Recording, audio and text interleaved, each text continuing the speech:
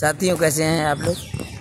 आज से मैं एक नई सीरीज चल रहा हूँ लेकर देश विदेश की करीब 50 मुख्य घटनाओं को लेकर तथ्यों के साथ आपके समक्ष जो अपना ज्ञान है या जो समझ है उसके हिसाब से प्रस्तुत कर रहा हूँ। कितना क्या सही है गलत है, गलत हो तो सुझाव अवश्य दीजिए ताकि आगे बढ़ने में मुझे मदद मिले।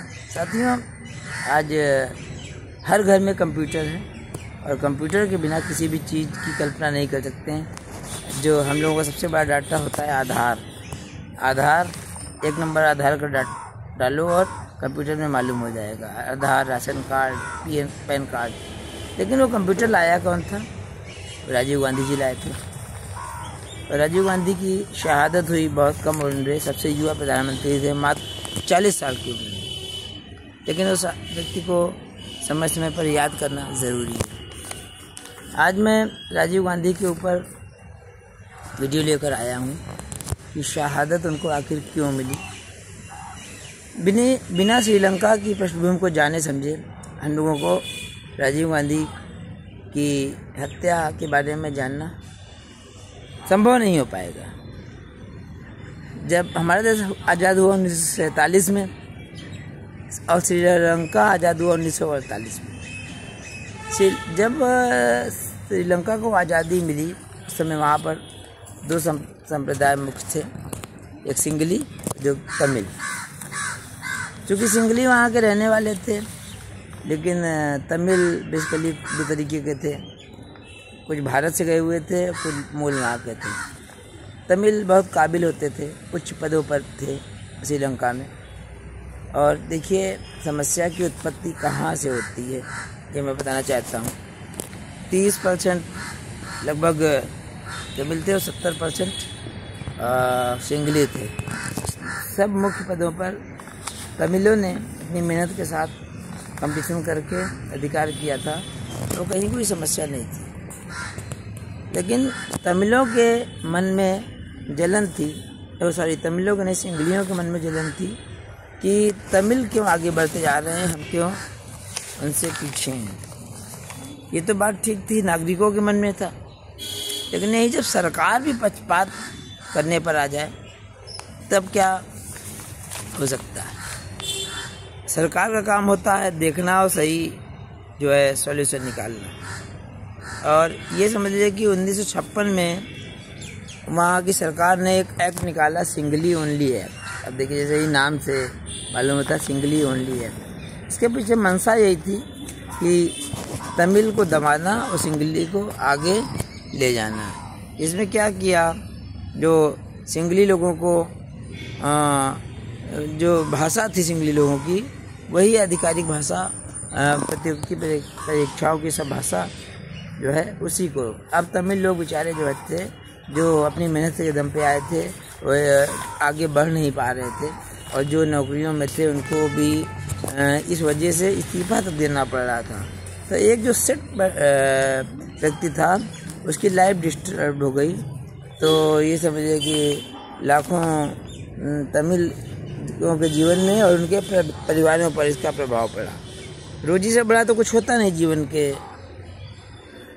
जो जीवन का हम लोगों का मैक्सिमम समय जो होता है, बिना रोटी अगर ना मिले तो क्या होगा, दिमाग कहीं निगेटिव चीज़ों पर जाएगा। खैर, तमिलों के कई संगठन बने अपने अधिकार के लिए कि हमें ज़्यादा स्वायत्तता चाहिए, राज्य चाहिए। इस बीच एक और नेता उभर के आया, वेलुपिल्लई प्रभाकरन। अब मेन घटना समझ लीजिए, वेलुपिल्लई प्रभाकरन भी वही नेता था, लेकिन दो तरीके की शैली होती है। जैसे हमारे यहाँ आज़ादी के समय नरम दर और गरम दर।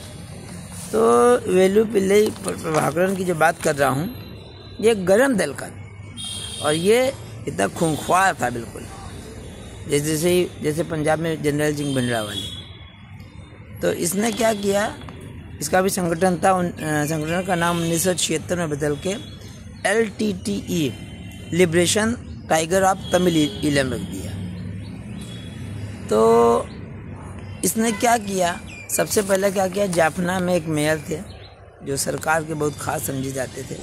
उनको गोली मार दी। और हर देश में कुछ ऐसे लोग होते हैं जो गुमराह टाइप के लोग होते हैं, इनके पीछे चले आते हैं। तो हमारे देश में भी ढेर सारी छोटी बड़ी पार्टियां हैं, कुछ अच्छी हैं, कुछ बुरी हैं, लेकिन सबके कोई ना कोई समर्थक हैं। इसी तरह वेल्लुपिल्ली प्रभाकरण के पास जो है तेज़ी से लोग तमिल, जिनके पास क्या कहते हैं रोज़गार नहीं था और बेरोज़गार थे, क्योंकि और श्रीलंका की सरकार भी उनसे कोई बात नहीं कर रही थी, उनकी समस्याओं पर ध्यान नहीं दे रही थी। खैर बात चलती रही। 1983 में प्रभाकरण ने क्या किया, श्रीलंका के सैनिकों पर जो है अटैक किया। इसमें श्रीलंका के 23 सैनिक मार दिए। अब श्रीलंका में 23 सैनिक मार दिए गए तो सरकारी कार्रवाई हुई और दंगे हो गए। इसमें करीब 8000 तमिलों ने अपनी जान गंवा दी। छोटी सी घटना थी, सरकार रोक सकती थी वहाँ की, लेकिन इस सरकार का दिया हुआ था। और 1986 में श्रीलंकाई सेना ने जाफना पर हमला कर दिया।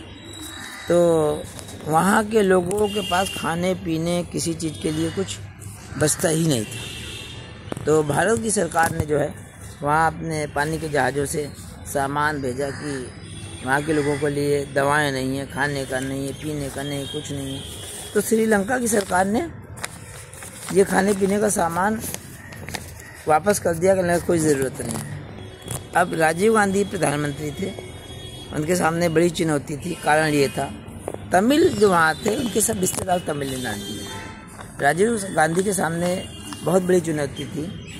पहले खालिस्तान का हमारे यहाँ जो है प्रश्न उठ चुका था, ये भी, और जो प्रभाकरण की जो मांग थी लगातार कि वहाँ से हटके अलग देश चाहिए उसको, श्रीलंका से अलग, तमिलों के लिए अलग देश। अच्छा, इसमें खतरा ये भी था कि तमिलनाडु भी था अपना, उस पर भी प्रभाव पड़ता, और ऐसा ही खालिस्तान की केस में आ चुका था। तो राजीव गांधी कहीं से नहीं चाहते थे कि इस तरीके की कुछ चीज़ें हों कि देश के ऊपर फर्क पड़े, और उनके ऊपर भी दबाव बहुत था। बहुत पार्टियां जिनके ऊपर दबाव डाल रही थी, तमिलनाडु के मुख्यमंत्री वगैरह, क्योंकि सबके रिश्तेदार तमिल में रहते थे। खैर इसके बाद जो है राजीव गांधी ने जब जाफना में लोग मर रहे थे तो अपनी एयरफोर्स से सामान भेजा और कह दिया कि अगर इन जहाज़ों को रोका सेना ने तो हम सीधे, हमारे भी एयरफोर्स आमने सामने हो जाएगी, फिर जो इच्छा होगी वो जो है आप झेल लेना। श्रीलंका जानती थी कि इंडियन एयरफोर्स के आगे या इंडियन की सेना के आगे टिक नहीं पाएगी, और उन्होंने सामान उतरने दिया। और इसके बाद श्रीलंका के जो राष्ट्रपति थे जूलियस जयवर्धने, चूँकि वो भी बहुत परेशान हो गए थे, लिट्टे के दिन रात हमले होते थे, और लिट्टे बहुत सशक्त था, विदेशों से पैसा आता था, भारत के बाहर विदेशों में अपने ऑफिस खोले थे, जो तमिल, ऑस्ट्रेलिया, अमेरिका और यूरोप के कई देशों से उसके पास पैसा आता रहता था लिट्टे के पास। उसने अपनी सेना बहुत मजबूत की थी, इंटेलिजेंस सेना, और पानी के माध्यम से भी उसके पास हथियार आते थे, बोट्स वगैरह थी। कुल मिला के श्रीलंका की सरकार के गले की हड्डी बन गया था जयवर्धने, जैसे हमारे यहाँ जनरल सिंह भिंडरावाले। खैर उसके बाद क्या होता है कि उन्होंने कहा कि जयवर्धने ने राजीव गांधी से कहा कि भाई मैं बातचीत करने को तैयार हूँ। तो 29 जुलाई 1987 को राष्ट्रपति जयवर्धने और राजीव गांधी के बीच एक समझौता हुआ कि हम समझौता करना चाहते हैं आपके साथ। तो राजीव गांधी और जयवर्धने के भी समझौता हुआ कि हम बात करेंगे, लेकिन लिट्टे को अपने हथियार डालने होते हैं, क्योंकि अंतर्राष्ट्रीय स्तर पर चूँकि आत्मघाती जो सबसे पहले वर्ल्ड में आए आत्मघाती दस्ते, वो लिट्टे की शुरुआत थी। तो राजीव गांधी ने कोई बीच का रास्ता निकालने की कोशिश की। अगर बीच का रास्ता निकल जाए तो तमिलों की समस्या भी हल हो जाएगी, और कहीं ना कहीं अंतर्राष्ट्रीय स्तर पर देश का नाम होगा कि राजीव गांधी ने अच्छे से समस्या को सुलझा दिया। खैर, जो समझौता हुआ तो इसके बाद जो है उन्होंने कहा जयवर्धने ने कि एक शांति सेना भेज दीजिए। राजीव गांधी तैयार हो गए कि चलो वहाँ जाएंगे और लिट्टे से खाली हथियार का समर्पण करवाना है और हथियार का समर्पण करवा के लिट्टे और सरकार के बीच एक समझौता हो जाएगा और लाइफ सुचारू रूप से चल जाएगी, एक समस्या का अंत हो जाएगा। साथियों, तो शांति सेना चली गई वहाँ और शुरू में राजीव गांधी ने सोचा कि चलो एक बार लिट्टे का जो हेड था प्रभाकरण, उसको बुलाकर बात भी कर ली जाए। तो राजीव गांधी ने दिल्ली में अशोका होटल में बुलाया और बातचीत हुई और राजीव गांधी ने इतना पॉजिटिवली अपनी बुलेट प्रूफ जैकेट तक उसको दे दी विश्वास में लेने के लिए कि पूरी तरह भारत श्रीलंका के साथ है। जब वहाँ पर सेना गई तो शुरू में लिट्टे ने हथियार डालना शुरू किया, लेकिन पता नहीं प्रभाकरण के मन में क्या था। उसके अंदर वो जो एम्बिशन थी कि हमें अलग तमिल राष्ट्र चाहिए और पाकिस्तान की जो एजेंसी जो ISI और चाइना भी था, सभी तो दुश्मन एक साथ हो जाते ना। तो बाद में उसने हथियार डालने से मना कर दिया। तो श्रीलंका की सेना जा चुकी थी और अब क्या हुआ, आमना सामना होने लगा भारतीय सेना और लिट्टे का। अब दोनों ही, उधर तमिल वो भी अपने देश के लोग और इधर भारतीय सेना, मतलब इंडियन ही इंडियन को मार रहा है।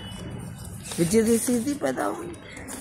और जाफना में जब गई सेना, उसके पास नक्शे तक नहीं थे। बताते हैं 1930 के अंग्रेजों के समय के उसको नक्शे दिए गए थे, कुछ मालूम ही नहीं था। वो तो इस हिसाब से गए थे कि हथियार डलवाएंगे और चले आएंगे, ऐसा कोई लड़ने का प्रस्ताव नहीं था।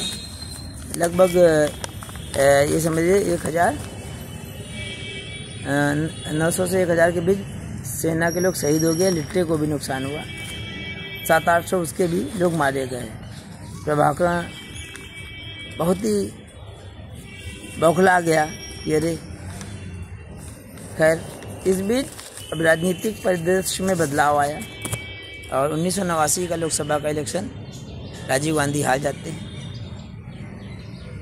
और इसके बाद जो है VP सिंह प्रधानमंत्री बनते हैं। VP सिंह प्रधानमंत्री बनते हैं और वहाँ भी जो लिट्टे में और श्रीलंका, वो क्या कहते हैं, नए जो चुनाव श्रीलंका में हुए प्रेमदासा हुए, तो प्रेमदासा और लिट्टे में एक टाई अप हो गया क्योंकि लिट्टे भी परेशान हो गया था और लिट्टे ने सोचा कि ऐसे ख़त्म हो जाएंगे हम और शांति सेना को वापस जाए तो फिर मैं देखूंगा कैसे श्रीलंका की सरकार जो है क्या करती है और मुकाबला हम कर लेंगे। उसने जब VP सिंह हो गए तो फिर यहाँ की देश के लोगों के भी, देश में जो पार्टियाँ थीं उनका भी दबाव पड़ रहा था कि शांति सेना को वापस बुलाओ। खैर, VP सिंह के पास कोई चारा नहीं था और शांति सेना को वापस बुलाया। VP सिंह प्रधानमंत्री हुए, इसके बाद अल्पमत की सरकार थी, इसके बाद चंद्रशेखर प्रधानमंत्री हुए। फिर इसके बाद अल्पमत की सरकारें थी। ये हुआ कि अब फिर इलेक्शन होंगे। 91 में फिर इलेक्शन होने थे। 89 में राजीव गांधी बाहर हुए थे। इस बीच क्या हुआ कि राजीव गांधी इंटरव्यू दे रहे थे किसी दिन मीडिया में और उन्होंने कहा कि अगर हमारी सरकार आई तो शांति सेना श्रीलंका में फिर से वापस जाएगी और फिर तमिलों की समस्या को सॉल्व करेगी। सब कुछ शांति से चल रहा था। जब लिट्टे के प्रमुख प्रभाकरण ने ये सुना, उसके तन बदन में आग लग गई कि अगर दोबारा राजीव गांधी आए तो कहीं ना कहीं तबाही निश्चित है। उसने फैसला कर लिया कि किसी भी हालत में मारना है। वहाँ जाफना में जहाँ इसका गढ़ था, वहाँ शिवरासन और मुरुगन और 5 लोगों के साथ इसने बैठक की। उसने कहा कि राजीव गांधी को मारना है किसी भी हालत में। अब इन तमिलों के संबंध तमिलनाडु में थे। तमिलनाडु में इन लोगों ने देखा कैसे क्या किया जाए, कई प्लानिंग पर विचार हुआ कि कैसे मारा जाए। फिर अंत में ये फैसला हुआ कि सुसाइड बमर का इस्तेमाल किया जाए, और सुसाइड बमर के रूप में लेडीज़ को, क्योंकि लेडीज़ थोड़ा सा लेडीज़ों को पे लोग संवेदनशील होते हैं, इतना कोई शक नहीं करता। तो काफ़ी लोग थे इसमें, धनु, शुभा, नलिनी, ये सब लोग थे। नलिनी तो अभी 31 साल की जेल के बाद वापस आई है, जो सहयोगी थी। और इन लोगों ने बाकायदा किसी आदमी को विस्फोटक बनाने की जिम्मेदारी दी गई और किसी आदमी को कोई जिम्मेदारी दी गई। और इन लोगों ने जो है नेताओं की रैली में रिहर्सल करना चालू किया। इनको पता चला कि वीपी सिंह जी की कहीं पे रैली है, तो फिर ये सब लोग गए और धनु, शुभा और नलिनी ये सब लोग गई और बाकायदा इन्होंने वीपी सिंह की माला डाल दिया। तो इससे बड़े खुश थे कि चलो पहली बार में सफलता मिल गई है, अब कोई समस्या नहीं आनी चाहिए। खैर, मालूम हुआ कि 21 मई को श्री पेरुम्बदूर में राजीव गांधी की रैली होनी है। राजीव गांधी रात में आए वहाँ पर। राजीव गांधी का जो आना था वो पहले इंदिरा गांधी के स्टैचू पर माल्यार्पण करना था, उसके बाद स्पीच वगैरह देना था। टाइट सिक्योरिटी थी और जितने लोग लिस्ट में थे उन्हीं लोगों का राजीव गांधी से मिलना था, बाकी लोगों को नहीं मिलना था। ये जो हत्यारे थे, इसमें कुछ लोग पत्रकार की वेश में थे और ये 3 लेडी थी, शुभा, नलिनी, धनु और हरी बाबू, और ये सब लोग। खैर, राजीव गांधी की तरफ जब एक जो जिसने मारा, क्या कहते हैं कि ये धनु, तो उसको इंस्पेक्टर अनुसुईया ने रोका कि मत जाओ और राजीव गांधी के पास मत जाओ, और क्योंकि उसका नाम उन लोगों में नहीं था जिनको राजीव गांधी से मिलना था। लेकिन राजीव गांधी ने पता नहीं क्या सुन लिया। इंस्पेक्टर अनुसुईया ने देखा कि राजीव गांधी उससे कह रहे हैं कि नहीं, इसको आने दो। एक प्रधानमंत्री के इंस्पेक्टर से कह दे रहा है तो क्यों नहीं आने देगी। खैर, धनु जो गई और उसने राजीव गांधी के चंदन की माला डाली और पैर छूने के लिए झुकी। जैसे आपने देखा होगा, जो भी बड़े लोग हैं, नमस्ते का जब कोई किसी से नमस्ते करता है तो सिर झुकाकर पॉजिटिव कॉर्नर होता है। जैसे इंदिरा गांधी आ रही थी तो बीएन सिंह से नमस्ते किया था, और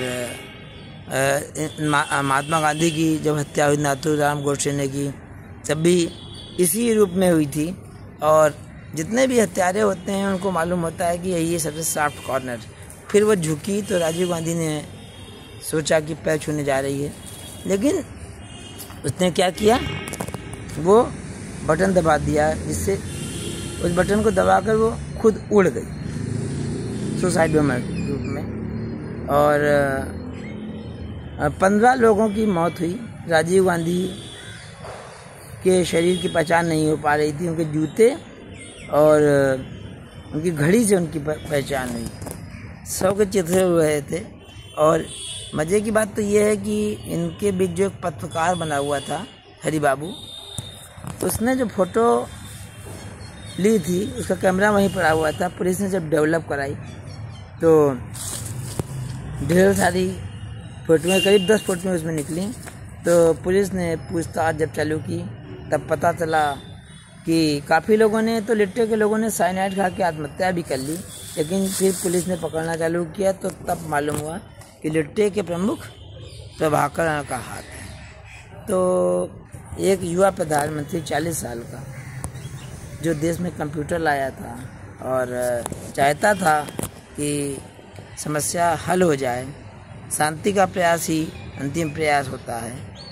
और महात्मा गांधी हों या महात्मा बुद्ध हों, सबने शांति को सबसे उत्तम हथियार बनाया है और कहा भी है लोगों से। कोई राजीव गांधी भी यही चाहते थे, लेकिन जो देश में जितने उच्च पद पर बैठता है उसकी जान अपनी जान नहीं होती, उसकी जान देश की जान होती है। साथियों, इस तरह एक युवा प्रधानमंत्री ने एक देश की समस्या को सुलझाने में अपनी जान दे दी। आज शायद तमिलनाडु में कोई समस्या नहीं, ये कहीं ना कहीं राजीव गांधी की देन है। नहीं तो पता नहीं क्या हो जाता। नमन, जय हिंद, वंदे मातरम, भारत माता की जय। ऐसे ही मैं सीरीज लेकर आता रहूँगा और मुझे इजाज़त दीजिए, मिलता हूँ।